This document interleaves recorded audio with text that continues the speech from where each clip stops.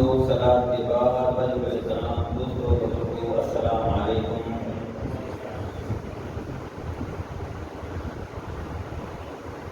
خالق رب ازل کی لاریب لا شکا کتاب میں سے چند آیات بینات کے کچھ حصے تلاوت کیے، اور آج کا جو موضوع ہے اس کا نام میں نے کچھ اس طرح رکھا ہے، غزوہ بدر، احکام عبادات، معاملات، ریاست اور جدید سائنس کے تناظر۔ کیونکہ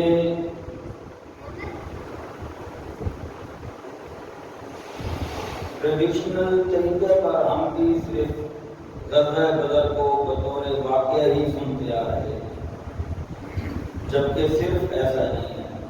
میں یہ نہیں کہہ رہا ایسا نہیں، صرف ایسا نہیں ہے، بلکہ غزوہ بدر کے بعد عبادات کے احکامات بھی ملے، معاملات طے کرنے کے احکامات بھی ملے، اور قوانین ریاست بھی ملے، اور جدید سائنس کا وجود بھی غزوہ بدر سے ہی انٹروڈیوس ہوا۔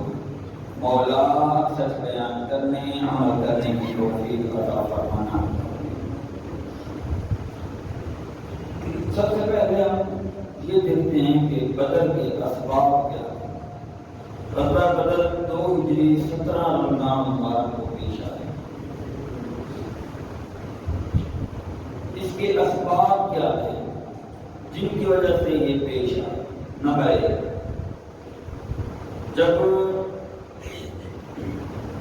مسلمانوں کا ایک گروہ ہجرت حبشہ کی طرف کرتا ہے تو وہاں پر قریش مکہ بھی ان کے پیچھے چلتے ہیں۔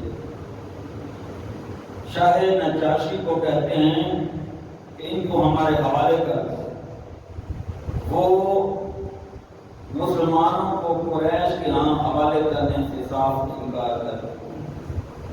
وہاں سے جو قریش کی ناکامی ہوتی ہے، اور یہ بھی ایک سبب ہے بدر کے جنگ کے پیش آنے۔ نمبر 2، وہ آئے دن مدینہ کی چراگاہ پر حملہ کر دیتے تھے، کبھی بکریاں چرا کر لے جاتے تھے، کبھی کوئی جانور، جس کی تلاش میں مسلمان ان کی طاقت میں بیٹھے، اور اس کا یہ نقصان ہوا، ان کا ایک بہت بڑا بدماش عمر بن حضمی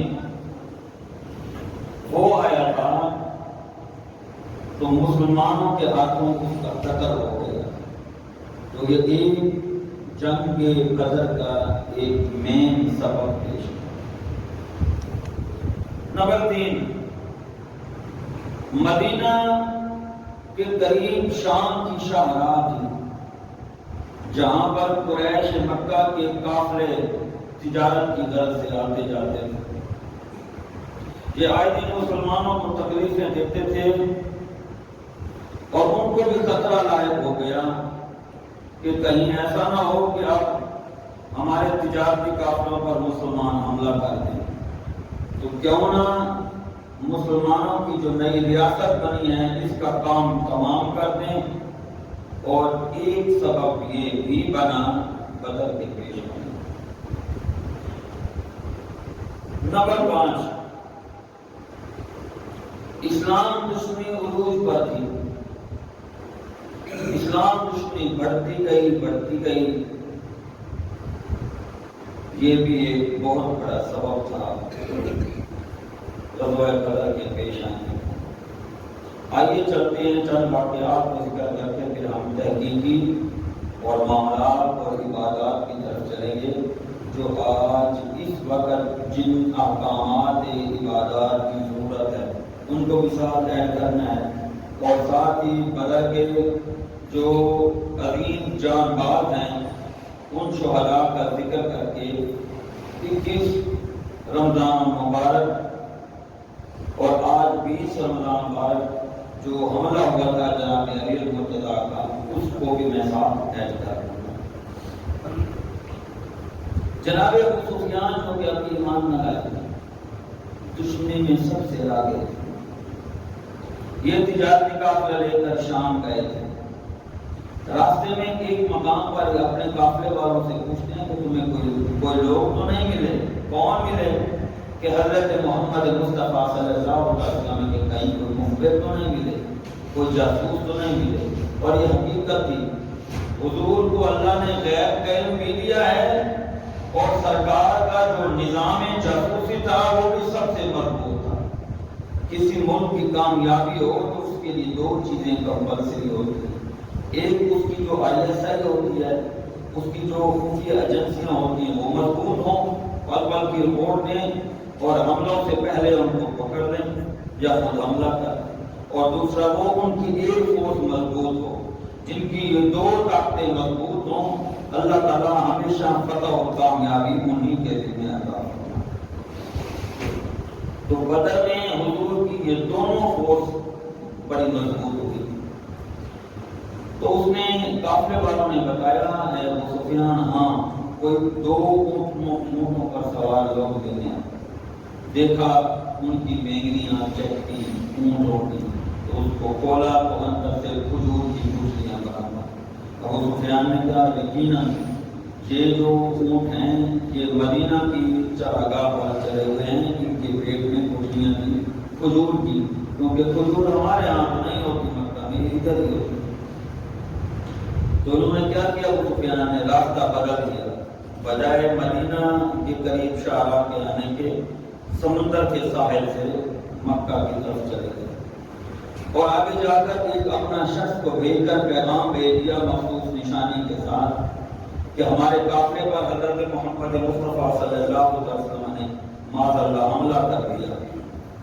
جب مکہ میں یہ قافلہ پہنچا، یہ قاصد پہنچا، تو اس وقت ابو جہل وہاں تھا، اس نے اعلان کر دیا کہ مدینہ کے قریب شاہراہ پر محمد مصطفیٰ صلی اللہ علیہ وسلم نے ہمارے قافلے پر حملہ کر دیا، لہٰذا اس کے تحفظ کے لیے فنڈنگ شروع کر دی۔ اس نے فنڈنگ کی، لوگوں نے زیورات، سونے، چیزیں، اور یہ اتنی فنڈنگ ہوئی، اتنی، جو قافلہ شام سے سفر کر کے آ رہا تھا مکہ میں ابو سفیان کا، اس کا مال کم تھا، یہ فنڈنگ والا جو قافلہ تھا اس کا مال اس سے بھی زیادہ تھا۔ ادھر یہ فنڈنگ کر رہے تھے، اللہ نے قرآن کی آیت کو نازل فرمایا، میرے محبوب دو قافلے ہوں گے، ایک وہ اور ایک یہ، میں آپ سے وعدہ کرتا ہوں دو قافلوں میں سے، ان دو قافلوں میں سے ایک قافلے کا مال غنیمت محمد مصطفیٰ کو عطا کر دیا جائے گا صلی اللہ علیہ وسلم، کیونکہ انہوں نے جو پہلی لوٹ مار کی ہوئی تھی نا قریش مکہ نے، مسلمانوں کے بہت سارے نقصانات، اتنے سارے ریور کو لے کر ہانپ کر لے گئے تھے، کوئی نقصان بھی پورا نہیں ہو رہا تھا، تو اللہ نے فرمایا حبیب نقصان بھی پورا کر دوں گا اور عزتوں کو بھی میں بہت زیادہ بلند فرماؤں گا۔ پھر ہوتا ہے کہ جب یہ قافلہ چلتا چلتا اور حضور کے جاسوس خبر دے دیتے ہیں یا رسول اللہ صلی اللہ علیہ وسلم قافلہ ابو جہل کا وہاں سے نکل اور ابو سفیان کا قافلہ یہاں سے نکل چکا، وہ ہم نہیں پکڑ سکتے۔ ابو سفیان کے قافلے کے چلے جانے کے باوجود بھی ان کا راستے میں ایک جگہ ٹکراؤ بھی ہو جاتا ہے، یعنی خبر مل جاتی ہے ابو سفیان بحفاظت پہنچ چکا ہے، پھر بھی ابو جہل پر ضد تھا، نہیں اب جانا ہی جانا ہے، اب آج مسلمانوں کا کام تمام کرنا ہے۔ ان کی جو سیکنڈز تھی وہ 1000 کے قریب یہ قریش مکہ والے، محبوب آقا علیہ السلام کو پتہ چلا تو حضور نے بھی چلنا شروع کیا۔ سرکار دو عالم صلی اللہ تعالی علیہ وسلم جنگ کے لیے نہیں جا رہے تھے، بلکہ اس قافلے کو پکڑنا تھا جو شام سے آ رہا۔ حضور کو پہلے خبر نہ تھی کہ مکہ سے بھی قافلہ آ رہا ہے، جب حضور کو خبر ملی کہ ادھر سے مکہ سے قافلہ آ رہا ہے، وہ کیسے ملی؟ اللہ نے قرآن کی آیت نازل کر کے دو قافلوں کا جو ذکر کیا تھا، حبیب کو یقین ہو گیا کہ اگر یہ قافلہ نہیں پکڑا جائے گا تو ادھر والا قافلہ ضرور پکڑا جائے گا۔ محبوب آقا صلی اللہ علیہ وسلم مشورہ کرتے ہیں کہ کہاں پر باہر نکلا جائے، مدینہ کے اندر یا باہر۔ فیصلہ یہ ہوتا ہے مدینہ سے دور 80 کلومیٹر دور بدر کے مقام پر جاتے ہیں۔ یہ بدر ایک کنویں کا نام تھا، ایک روایت میں ایک شخص کا اسی کا نام بدر تھا، اسی کے نام سے یہ کنواں متعارف ہوا تھا، مشہور ہوا تھا۔ پھر بدر کی بستی ہو گئی تھی اور آج بھی وہ شہر بنا ہوا ہے۔ اتنا بڑا شہر نہیں ہے، چھوٹا سا علاقہ ہے بدر کا۔ بدر تک آقا صلی اللہ علیہ وسلم آتے ہیں، ادھر سے وہ بھی آ جاتے ہیں اور وہ پہلے پڑاؤ کر دیتے ہیں حضور کے آنے سے، حضور کے پڑاؤ سے پہلے۔ جب وہاں پڑاؤ کرتے ہیں سرکار کو ساری خبریں مل جاتی ہیں، محبوب آقا صلی اللہ علیہ وسلم کی اب یہاں سے سائنٹیفک میتھڈ کی ابتدا ہو رہی ہے۔ حضور صلی اللہ علیہ وسلم مینجمنٹ سائنس کی ابتدا کرتے ہوئے، اس کی بنیاد رکھتے ہوئے حضور فرماتے ہیں ایسا کریں کافروں کی جو آمد ہو وہ رات کو کر دی جائے۔ جتنے قافلے تھے ان کو وہ مشعل بردار کر دیتے ہیں، یعنی ساتھ ساتھ ان کے ہاں وہ مطلب مشعلیں لگا دیتے ہیں، اور جو بھی قافلہ آ رہا تھا وہ بار بار گھوم کے پھر آ رہا تھا تاکہ قریش کو پتہ چلے کہ ان کا بڑا لمبا قافلہ ہے، بہت زیادہ تعداد میں ان کے ہاں روک پیدا ہو جائے۔ جب پہنچتے ہیں رات کو اور مسلمانوں کو جگہ بھی وہ ملتی ہے جو ریتلی تھی، پکی جگہ پہ انہوں نے قبضہ کر دیا۔ عرض کرتے ہیں مالک جیسے تو راضی ہو محمد مصطفیٰ ویسا ہی راضی۔ جب رات کو پہنچتے ہیں صحابہ تھکے ہوئے تھے بہت زیادہ، جب تھکے ہوئے تھے تو خالق نے ان کی تھکاوٹ کو دور کرنے کے لیے رات کو بارش برسا۔ اب بارش آئی، اس کے دو تین فائدے ہو گئے۔ ایک تو یہ فائدہ ہوا جو ریتلی زمین تھی وہ پکی ہو گئی، وہاں گھوڑے بھاگ دوڑ سکتے تھے، اونٹ بڑی آسانی کے ساتھ دوڑ سکتے تھے، اور اس پکی ریتلی جگہ پر انسان کے بھی چلنے کے لیے کچھ آثار پیدا زیادہ ہو جاتے ہیں۔ اور دوسرا بارش کے ساتھ ساتھ اللہ نے ٹھنڈی ہوا چلا دی۔ جب ٹھنڈی ہوا چلائی تو صحابہ جو تھکے ہوئے تھے ان سب کو نیند آ گئی۔ کام یہ ہوتا کہ خطرہ تھا حضور کو سارے سیکورٹی کا کام کرتے، ان سب کو نیند آ گئی، پر محبوب مصطفیٰ کو تو نیند نہ آئی۔ حضور ساری رات اپنے رب کی بارگاہ میں گر گڑا رہے ہیں، مولا یہ مٹھی بھر 313 افراد ہیں، صبح جنگ ہونی ہے، پروردگار اگر یہ ختم ہو گئے تو روئے زمین پر تیری توحید کا علم بلند کرنے والا کوئی نہیں ہوگا۔ مولا تیری بارگاہ میں ہم چند افراد ہیں، کچھ پیدل ہیں، کچھ سوار ہیں، اسلحہ نہیں ہے، غریب ہیں، پسماندہ ہیں، بھوکے ہیں، کوئی حال نہیں ہے۔ محبوب جس حال میں ہیں پر تیری توحید کا پرچم بلند کرنے والے ہیں، مولا آپ کا ساتھ دینے والے ہیں۔ حضور ساری رات رو رہے ہیں۔ جناب صدیق اکبر رضی اللہ تعالیٰ عنہ حضور کے ساتھ بطور سیکورٹی گارڈ کریں، حضور اتنا روتے ہیں، اتنا حضور کی چادر اوپر والی گر جاتی ہے، پھر آپ چادر پکڑ کر حضور کے کاندھوں پر رکھتے ہیں، حضور پھر روئی جا رہے ہیں۔ اتنے میں اللہ کی طرف سے وحی کا نزول شروع ہو جاتا ہے، قرآن کی آیت نازل ہوتی ہے، محبوب 1000 فرشتوں کی فوج آپ کی مدد کرے گی۔ محبوب پھر بھی رک جا رہے ہیں، محبوب 2000 فرشتے آئیں گے، محبوب 3000 آئیں گے، حبیب 2 نہیں، 1 نہیں، 3 نہیں، محبوب 5000 فرشتوں کا نزول ہوگا جو محمد مصطفیٰ کی مدد کرنے کے لیے آ جائیں گے۔ محبوب آقا صلی اللہ علیہ وسلم خوشخبری سناتے ہیں جناب صدیق اکبر کو، اپنے قریبی صحابہ کو، کہ خالق نے مجھ سے وعدہ کر دیا ہے محبوب آپ قدم بڑھائیں گے میرے فرشتے آپ کی مدد کرتے ہیں۔ تاجدار رسالت صلی اللہ علیہ وسلم اپنے رب کی بارگاہ میں پھر رو رہے ہیں۔ جناب صدیق اکبر عرض کرتے ہیں میرے حبیب آپ رونا بس کریں، خالق نے آپ سے وعدہ کامیابی کا کر لیا ہے، محبوب بس کریں۔ حضور کو تسلیاں دے رہے ہیں۔ صبح ہوتی ہے، نماز فجر ادا کرتے ہیں، سرکار دو عالم صلی اللہ علیہ وسلم صفیں بنوا دیتے ہیں، لائنیں بننا شروع ہو جاتی ہیں۔ ارے دن کو پتہ چلتا ہے یہ تو زیادہ نہیں ہیں، یہ تو 313 ہیں، لیکن دن کو حقیقت کھلتی ہے، خالق ایک اور حقیقت ان پر طاری کر دیتا ہے۔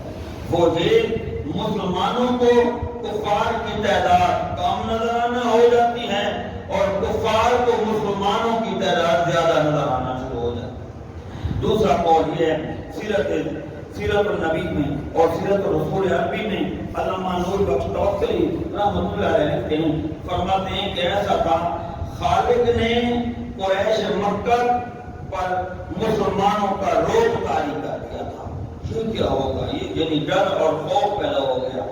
جس کے اندر خوف پیدا ہو جائے وہ جتنی بھی تعداد ہو وہ تعداد ساری کی ساری بزدل بن جاتی ہے، اور جن کی سیکنڈ کتنی کم ہو اور ان کے اندر ہمت مردہ ہو، مدد خدا ہو، پھر وہ کہتے ہیں یہ تو 1000 ہے، اگر 1,00,000 بھی ہو ہم ان کا کام بھی تمام کر دیں گے۔ حضور کے صحابہ ہیں، جب چلتے ہیں امام الانبیاء صلی اللہ تعالی علیہ وسلم اپنے 3 جان بازوں کو پیش کر دیتے ہیں، حضرت عبیدہ کو، حضرت عمر فاروق رضی اللہ تعالیٰ عنہ کو، اور جناب علی المرتضی رضی اللہ تعالیٰ عنہ کو۔ جب آپ کو میدان میں اتارتے ہیں تو جناب حضرت سیدنا امیر حمزہ رضی اللہ تعالیٰ عنہ یہ حضور کے چچا بھی ہیں، سرکار کے رضائی بھائی بھی ہیں، اور ایسے جوان ہیں۔ محبوب آقا صلی اللہ تعالی علیہ وسلم نے جب ان کو میدان میں اتارا تو چند لمحوں میں اور آنے والے 3 افراد کا یہ کام تمام کرتے پھر آواز دیتے ہیں کوئی ہے میدان میں آنے والا۔ پہلی بار دیکھتے ہیں یہ کیا ہو گیا ہے، یہ تو بھوکے پیاسے مسلمان تھے، یہ تو ہجرت کر کے آنے والے تھے، ارے ان کے پاس تو کچھ نہ تھا، حقیقت کچھ اور تھی۔ یہ لڑ تو مسلمان رہے تھے، ارے بازو تو ان مسلمانوں کا تھا، طاقت اللہ کے فرشتوں کی استعمال ہو رہی تھی۔ امام الانبیاء صلی اللہ تعالی علیہ وسلم کہ یہ جان بار لگ رہے ہیں، سرکار دو عالم صلی اللہ تعالی علیہ وسلم کے یہ جو جان باز ہیں یہ 14 کی تعداد میں ان کی شہادتیں ہو جاتی ہیں، اور قریش مکہ کے بڑے بڑے سرداران ہیں آج ان کا کام تمام ہو جاتا ہے، جہنم واصل ہو جاتے ہیں۔ ان کے جو سپہ سالار ہوتے ہیں جس کا نام ابو جہل ہے، اس کو ننھے منھے چھوٹے چھوٹے شہزادے حضرت مال اور موت اس کا کام تمام کر دیتے ہیں۔ امام الانبیاء صلی اللہ علیہ وسلم کی بارگاہ میں یہ دونوں صحابہ آتے ہیں، عرض کرتے ہیں آقا یہ بتائیں ہم میں سے کس نے اس گستاخ رسول کا کام تمام کیا ہے؟ تو سرکار دونوں کی تلواروں کو دیکھ کر فرماتے ہیں تم دونوں نے اس کا کام تمام کیا ہے، اللہ نے تمہاری مدد کی ہے۔ اور اسی طرح آج ایک اور واقعہ پیش آئے گا بدر میں، حضرت ابو عبیدہ بن جراح رضی اللہ تعالیٰ عنہ جنہوں نے دیکھا کہ یہ کافر بھی ہیں اور ہمارے آقا کے گستاخ بھی ہیں، ابو عبیدہ نے اپنے والد جراح کا قتل کر دیا۔ یاد رکھنا یہ بہت بڑی آزمائش ہے، اسلام کی خاطر اپنے باپ کا قتل کرنا یہ بہت بڑی آزمائش ہے۔ وجہ کیا تھی؟ ارے جو محمد مصطفیٰ پر بک جاتے ہیں پھر ان کو کچھ نظر نہیں آتا، بس وہ اتنا سمجھتے ہیں میرے محبوب کا جو گستاخ ہے وہ ہمارا بھی دشمن ہے، وہ اللہ کا بھی دشمن ہے۔ ابو عبیدہ اپنے باپ جراح کا قتل کر دیتے ہیں، جناب عمر فاروق رضی اللہ تعالی عنہ اپنے ماموں عاص بن حشام کا قتل کر دیتے ہیں، حضرت مصعب بن عمیر رضی اللہ تعالی عنہ اپنے بھائی عبداللہ کا کام تمام کر دیتے ہیں۔ اسی طرح اور کئی صحابہ کرام ہیں جو اپنے قریبی رشتہ داروں کا کام تمام کر دیتے ہیں۔ بعد میں جنگ کے بعد جب اسلام لے آئے تھے جناب صدیق اکبر رضی اللہ تعالیٰ عنہ کے بیٹے حضرت عبدالرحمن، ان کو جناب عبدالرحمن اپنے باپ سے عرض کرتے ہیں بابا جان بدر کے دن آپ کئی بار میری تلوار کے نیچے آئے تھے، میں نے بات سمجھ کر آپ کو چھوڑ دیا تھا۔ جناب صدیق اکبر فرماتے ہیں اللہ کی قسم جس کے قبضہ قدرت میں میری جان ہے، اگر تو میری تلوار کے نیچے ایک بار بھی آ جاتا میں تیرا کام تمام کر دیتا۔ وہ پوچھتا ہے بابا کیوں؟ اس لیے کہ تو محمد مصطفیٰ کا دشمن تھا اور دشمن رسول کا کام ہم نے تمام کر دینا تھا۔ تاجدار رسالت صلی اللہ علیہ وسلم کے صحابہ کرتے ہیں آقا عالم یہ تھا ہم کبھی جب گر بھی جاتے تھے یوں پتہ لگتا تھا جیسے کوئی پکڑ کر ہمیں اٹھا دیتا ہے، پھر لڑنا شروع کر دیتے۔ وجہ کیا تھی؟ لڑ تو صحابہ رہے تھے، بازو ان کے تھے، جسم ان کے تھے، حقیقت میں اللہ کے فرشتے لڑ رہے تھے جو آپ کی مدد کر رہے تھے۔ اسی طرح امام الانبیاء صلی اللہ تعالی علیہ وسلم قریش مکہ کے 70 لوگوں کو باعث جہنم کر دیتے ہیں، پھر ہوتا یہ ہے، اور ان کے کئی افراد کو قیدی بھی بنا دیتے ہیں۔ آئیے ذرا قیدیوں کی خبر دے لیں کہ ان قیدیوں میں کون کون تھے۔ ان قیدیوں میں حضور کے سگے چچا حضرت عباس بن عبد المطلب تھے۔ ان قیدیوں میں سرکار کے داماد جناب ابو العاص جو کہ ابھی ایمان نہ لائے تھے وہ بھی تھے، بڑے بڑے دیگر بھی قریش کے سرداران تھے۔ محبوب آقا صلی اللہ تعالی علیہ وسلم ان کو لے جاتے ہیں مدینہ میں، ان کو قید کر دیتے ہیں، اپنے چچا کو بھی داماد کو بھی، اور سرکار دو عالم صلی اللہ تعالی وسلم شورا بلا لیتے ہیں، صحابہ کی شورا بلاتے ہیں، مشورہ لو کہ کیا کیا جائے۔ جناب عمر فاروق عرض کرتے ہیں آقا جس کا رشتہ دار ہے وہ خود اس کو قتل کرے۔ حضرت عثمان غنی عرض کرتے ہیں یا رسول اللہ صلی اللہ علیہ وسلم میری رائے یہ، جناب ابو بکر بھی یہ کہتے ہیں کہ فدیہ دے کر ان کو آزاد کر دیا جائے، جو ایمان لے آتے ہیں ان کو بھی آزاد کر دیا جائے۔ حضور کو یہ رائے پسند آئی۔ ابھی یہ مشورہ چل ہی رہا تھا، محبوب آقا صلی اللہ تعالی علیہ وسلم میدان بدر میں نماز ادا کرتے ہیں۔ جب نماز ادا کرتے ہیں امام الانبیاء صلی اللہ تعالی علیہ وسلم نماز کے اندر ہنس رہے ہیں، مسکرا رہے ہیں۔ سوال یہ پیدا ہوتا ہے کہ صحابہ کو کیسے پتہ تھا کہ حضور نماز میں ہنس رہے ہیں؟ صحابہ کی محبت کا یہ عالم ہوتا جو کوئی پہلی صف میں کھڑے ہوتے تھے ہاتھ باندھ کر، بس رخ انور کے اتنے عاشق ہوتے تھے آگے قدم بڑھ کر چہرے انور کو تک لیتے تھے، محمد مصطفیٰ کا رخ انور دیکھ لیتے، بس یہ عرض کرتے ہیں باری تعالیٰ ہم اب دیکھتے ہیں نماز کے اندر بھی رخ انور کو دیکھنا قضا نہ ہو جائے، محمد مصطفیٰ کو تکتے رہیں۔ نعرہ تکبیر، نعرہ رسالت۔ جب آقا کو دیکھتے ہیں حضور مسکرا رہے ہیں، بعد میں پوچھتے ہیں یا رسول اللہ آج ہنسنے کی مسکرانے کی ریزن کیا تھی؟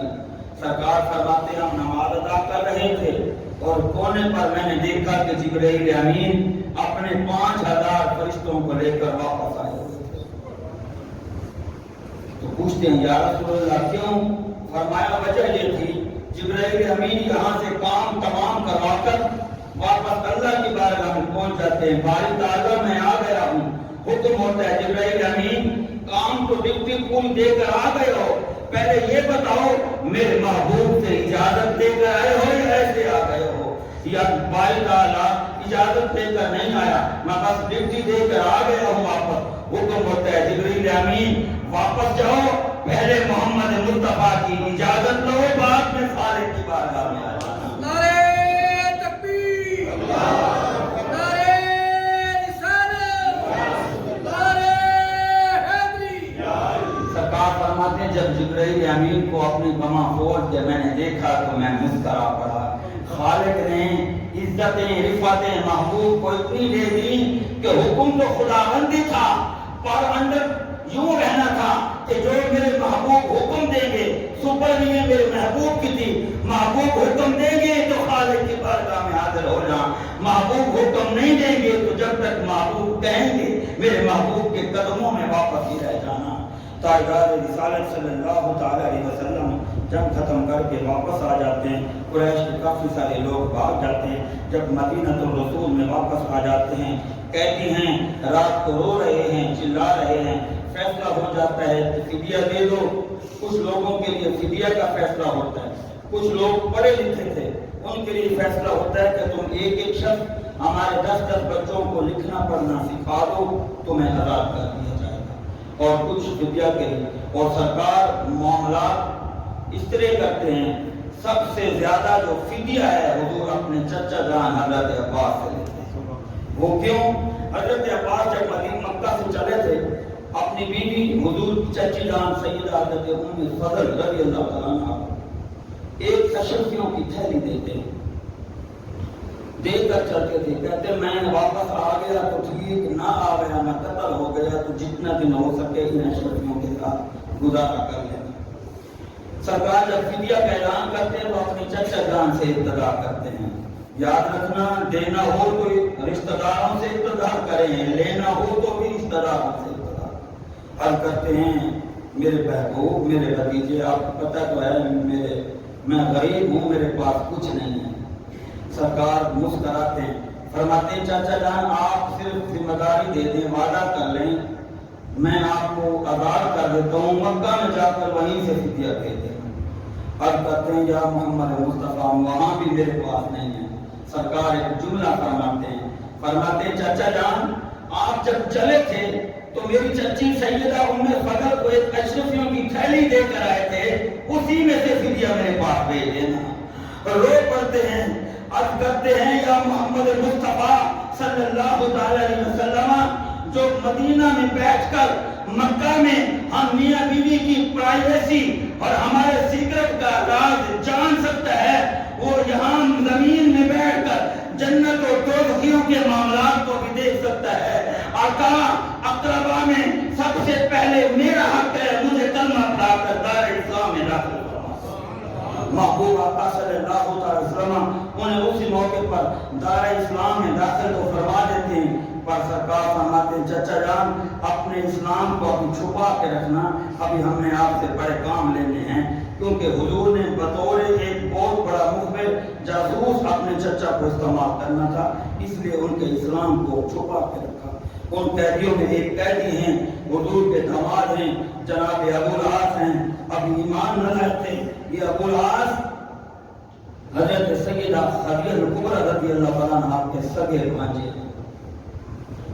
وہ کہتے ہیں مجھے آزاد کر دیں، سرکار فرماتے ہیں نہیں آزاد نہیں کروں۔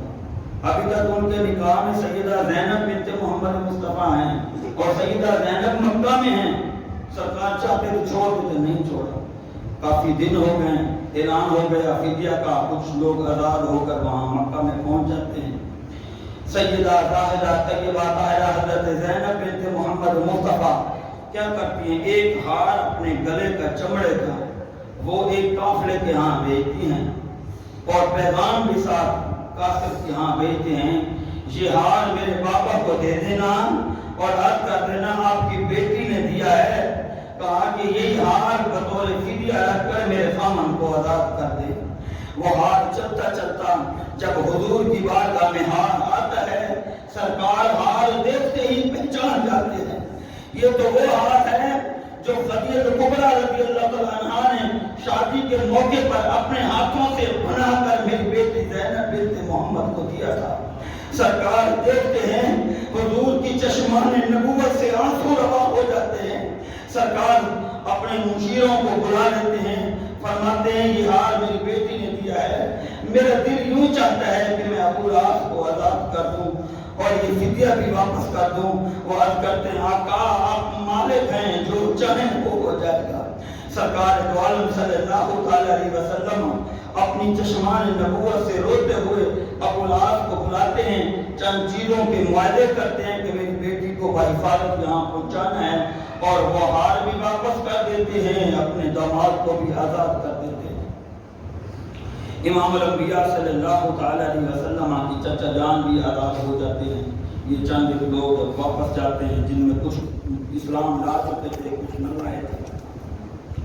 ان جان بازوں میں ایک جان باز ہیں جن کا نام حضرت عبیدہ رضی اللہ عنہ،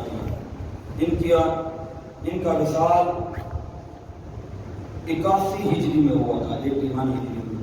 یہ وہ شخصیت ہیں جب انہوں نے اپنے باپ کا قتل کیا تھا تو اللہ نے قرآن کی آیت کو نازل فرما دیا، ان کی صداقت اور حقانیت تھی۔ اور یہ وہ شخصیت ہیں جنہیں حضور نے امین الامت کا لقب عطا فرمایا۔ اور دوسرے حضرت حمزہ رضی اللہ تعالیٰ عنہ ہیں جو غزوہ احد میں شہید ہوئے تھے۔ یہ وہ شخصیت ہیں جنہیں حضور نے سید الشہداء کہا تھا، اور یہ وہ شخصیت ہیں جو قیامت تک کے لیے مدینہ کے گورنر اب بھی وہی ہیں، جن کی دعائیں قبول نہ ہو رہی ہوں وہ وہاں جائیں مدینہ شریف میں، سرکار کے چچا جان شہدائے احد پر حاضری دیں اور حضور کے چچا جان کی بارگاہ میں استغاثہ پیش کر دیں، سرکار ان کے معاملات کو قبول فرما لیتے ہیں۔ اور ایک وہ شخصیت ہیں تیسرے جان باز جناب سیدنا علی المرتضیٰ رضی اللہ تعالیٰ عنہ ہیں، جن کی شہادت، جن پر حملہ آج کے دن 20 رمضان جامع مسجد کوفہ میں ہوتا ہے، ظہر الخنجر کے ساتھ 40 ہجری میں آپ پر حملہ ہوتا ہے، بہت زیادہ ابن ملجم آپ پر حملہ کرتا ہے اور بہت زیادہ زخمی ہو جاتے ہیں، پھر 31 رمضان 40 ہجری کو آپ کی شہادت ہو جاتی ہے۔ اسی حوالے سے میں تھوڑا سا ذکر ساتھ کر رہا ہوں، یہ وہ حضرت علی المرتضیٰ ہیں جن کے متعلق حضور فرماتے ہیں من کنت مولا فہذا علی مولا، جس کا میں مولا ہوں علی اس کا مولا ہے۔ اور ایک مقام پر فرماتے ہیں انا مدینۃ العلم وعلی بابھا، ارے علم حاصل کرنے والوں میں علم کا شہر ہوں اور علی اور مرتضیٰ اس کا دروازہ ہے۔ ارے علم حاصل کرنے والوں شہر میں داخل ہونا ہے علم کے تو پہلے علی اور مرتضیٰ کے قدموں میں حاضری دینی ہوگی، بعد میں محمد مصطفیٰ کا قرب حاصل ہوگا۔ نعرہ تکبیر، نعرہ رسالت، نعرہ حیدری۔ امام الانبیاء صلی اللہ تعالی علیہ وسلم جب پہنچتے ہیں، جناب زید بن حارثہ رضی اللہ تعالیٰ جب خوشخبری لے کر مدینہ میں پہنچتے ہیں تو ایک غم والی خبر مل جاتی ہے۔ آقا صلی اللہ تعالی علیہ وسلم کی بیٹی سیدہ حضرت رقیہ رضی اللہ تعالیٰ عنہ کا وصال ہو چکا تھا۔ محبوب آقا صلی اللہ تعالی علیہ وسلم ان کی جنازے میں بھی شریک نہ ہو سکے، سرکار فرماتے ہیں رک جاؤ مجھے ان کی قبر پر تو ہاتھ کر لینے دو۔ محبوب آقا صلی اللہ تعالی علیہ وسلم اپنی بیٹی کی قبر انور پر حاضری دیتے ہیں۔ آج ایسا منظر ہے، ایک طرف خوشی ہے ایک طرف غم ہے، اب کون سا فیصلہ کروں؟ غزوہ بدر کی فتح کا جشن بھی نہیں منا سکتے اور محبوب آقا صلی اللہ علیہ وسلم غمزدہ اتنے ہیں کہ بیٹی کا جنازہ بھی نہیں پڑھ سکے۔ محبوب آقا صلی اللہ علیہ وسلم کی بیٹی بہت سخت بیمار تھی، چہچل کی وجہ سے حضور نے اپنی بیٹی کے لیے جناب عثمان غنی کو مدینہ میں چھوڑ کر آئے تھے۔ وہ بار بار عرض کرتے آقا مجھے لے جاؤ، سرکار نے فرمایا نہیں، تم نے میری بیٹی کی تیمارداری کرنی ہے۔ لیکن خالق کو یہی منظور تھا، مدینہ میں کسی نے اگر باکردار اور حسین و جمیل جوڑے کو دیکھنا ہوتا تو وہ جناب عثمان غنی اور سیدہ رقیہ بنت محمد مصطفیٰ کو دیکھتا۔ اور حبشہ میں ان کا ایک بیٹا ہوا تھا حضرت عبداللہ، وہ بھی شہید ہو گیا تھا، اس کی آنکھ میں ملک نے چونچ مارا تھا اور بیمار ہو گیا، جس کی وجہ سے اس کا بھی وصال ہو گیا تھا اور اولاد نہیں تھی۔ اسی حال میں آپ کی بیٹی کا وصال ہوا۔ سرکار دو عالم صلی اللہ علیہ وسلم، کبھی کبھی ایسا بھی ہوتا ہے لوگوں پر زندگی میں ایک طرف خوشی مل رہی ہوتی ہے، دوسری طرف غم بھی مل رہی ہوتی ہے۔ ایک ایسا شخص ملا جس کی ماں کا اسی وقت انتقال ہو رہا تھا اور اسی وقت اس کے بیٹے کی پیدائش بھی ہو رہی تھی۔ وہ کہتا میں خوشی مناؤں یا غم مناؤں، میرے پاس اللہ نے دونوں چیزیں اکٹھی دے دی ہیں۔ چلتے ہیں وقت کی جدت کے ساتھ بدر کے بعد احکامات، کیونکہ میں نے موضوع کا نام رکھا تھا غزوہ بدر، احکام عبادات، معاملات، ریاست اور جدید سائنس کے تناظر میں، کیونکہ غزوہ بدر کو ہم صرف بطور واقعہ نہ سنا لیں بلکہ بدر سے بہت ساری چیزیں نکلتی ہیں۔ غزوہ بدر کے بعد روزوں کی فرضیت میں اضافہ کر دیا گیا۔ پہلے روزے رکھے جاتے تھے لیکن فرضیت خاص اور روزوں کے احکامات جو مزید نازل ہونے تھے وہ نہیں ہوئے تھے۔ جیسے اللہ نے بدر میں آپ کو فتح اور کامیابی دی، روزوں کے احکامات کا نزول ہونا شروع ہو گیا۔ یہ دو ہیری کے سارے ہیں۔ اسی طرح بدر کے بعد اللہ رب العزت نے زکوٰۃ کو فرض کر دیا۔ یہ زکوٰۃ ایک روایت میں زکوٰۃ مکہ میں فرض ہو گئی تھی، لیکن ایک مستند قول مجھے یہ ملا ہے کہ 2 ہجری میں رمضان کے بعد زکوٰۃ فرض ہوئی تھی۔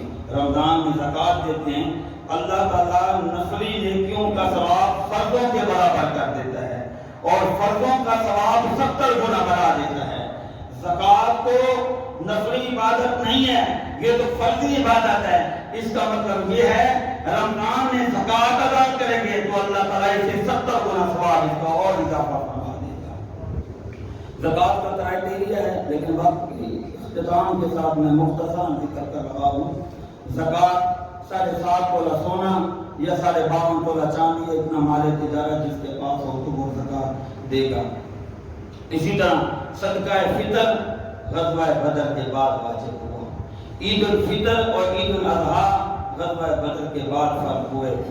2 خطبے جو عید میں دیے جاتے ہیں یہ بھی ان کا وجوب بھی بدر کے بعد ہوا۔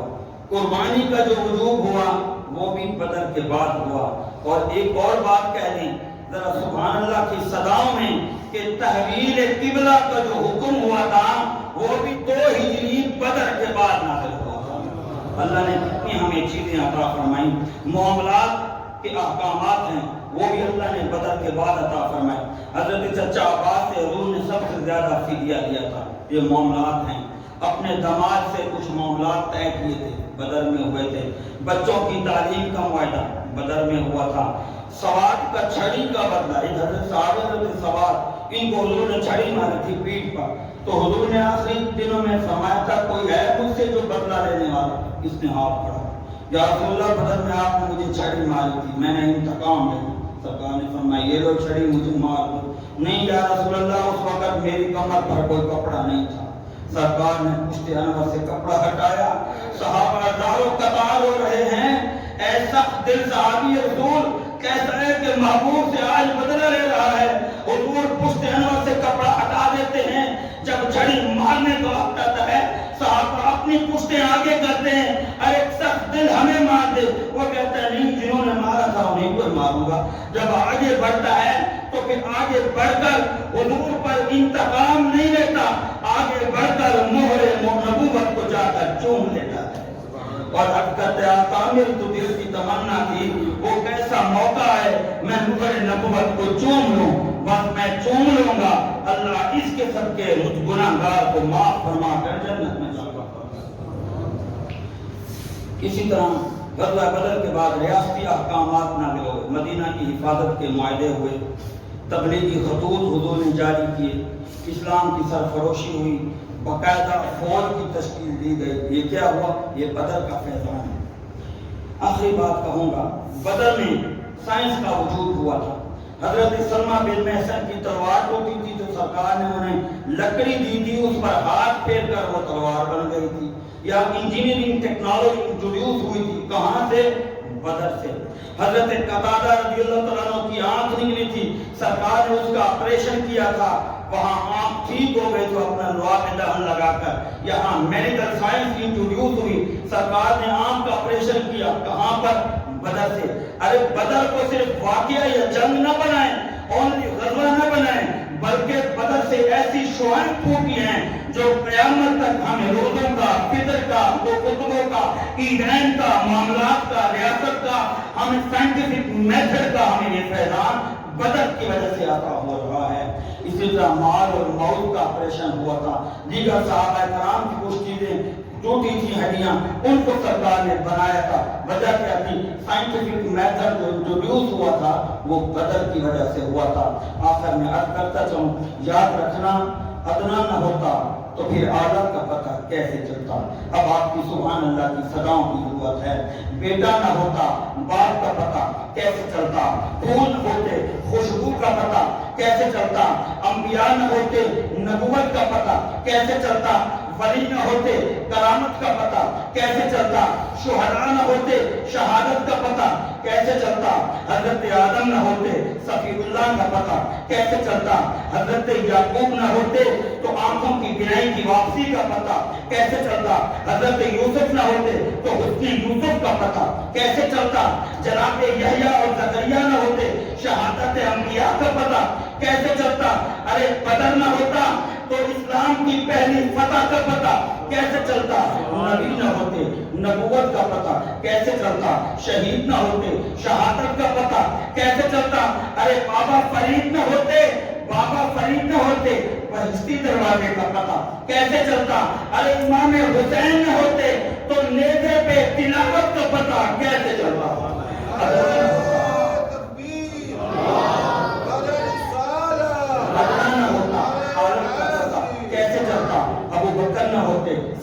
کا پتہ کیسے چلتا؟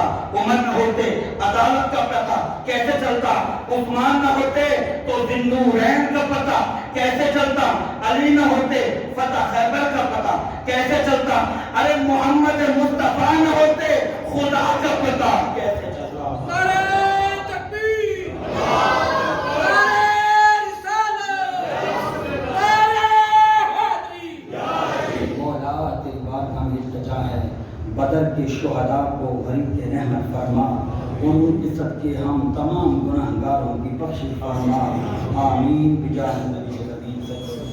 جس کے آنے سے دونوں جہاں سج گئے، اس نبی کی ولادت پہ لاکھوں سلام، مصطفیٰ جان رحمت پہ لاکھوں سلام، شمع بز میں ہدایت پہ لاکھوں سلام۔ جس کے آنے سے روشن زمانہ ہوا، جس کے آنے سے روشن زمانہ ہوا، اس نبی کی ولادت پہ لاکھوں سلام، مصطفیٰ جان رحمت پہ لاکھوں سلام، شمع بز میں ہدایت پہ لاکھوں سلام۔ روحانی گلی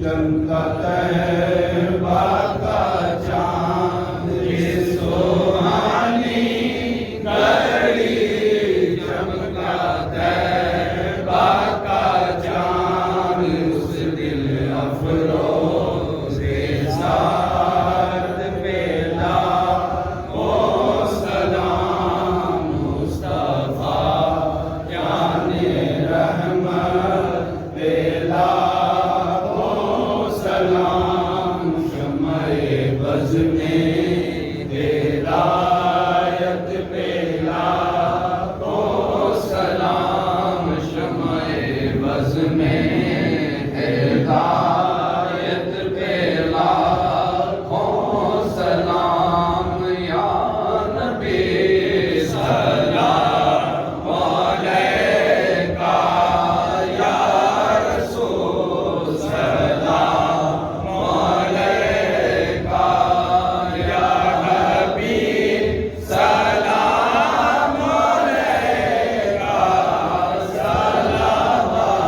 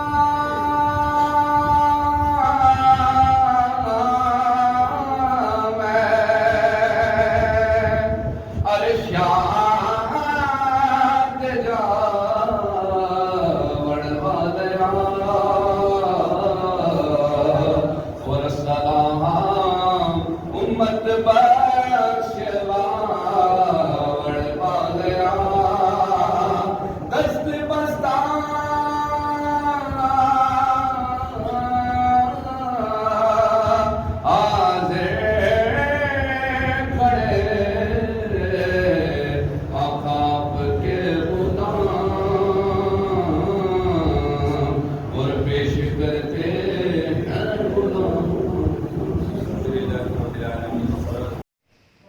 वीडियो को लाइक करें, वीएन वैली को सब्सक्राइब करें, बेल आइकन को प्रेस करें और वीडियो को ज़्यादा से ज़्यादा शेयर करें।